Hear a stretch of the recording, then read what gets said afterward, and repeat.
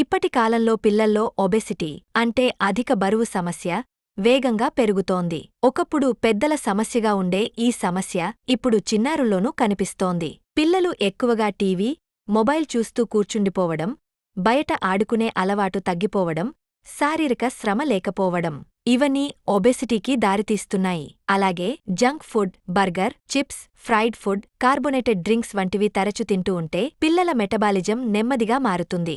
ఫలితంగా శరీరంలో కొవ్వు పేరుకుంటుంది. ఒబెసిటీ వల్ల డయాబెటిస్, ఆస్తమా, హార్మోనల్ సమస్యలు చిన్న వయస్సులోనే వచ్చే ప్రమాదముంది. అంతేకాదు మానసికంగా కూడా వారు తక్కువ ఆత్మవిశ్వాసంతో ఉండే ప్రమాదముంటుంది. తల్లిదండ్రులుగా మన బాధ్యత ఏమిటంటే పిల్లల ఆహారపు అలవాట్లను పర్యవేక్షించడం, హెల్తీ ఆహారం అందించడం, వారిని ఫిజికల్ యాక్టివిటీస్కు ప్రోత్సహించడం. రోజుకి కనీసం 1 గంట వారికి ఆటల సమయంలో ఇవ్వాలి. బాల్యంలోనే ఆరోగ్యకరమైన జీవనశైలి అలవాటు చేయగలిగితే వారు భవిష్యత్తులో ఆరోగ్యంగా ఎదుగుతారు. మీ పిల్లల భవిష్యత్తు మీ చేతుల్లో ఉంది. వారిని ఆరోగ్యంగా పెంచండి.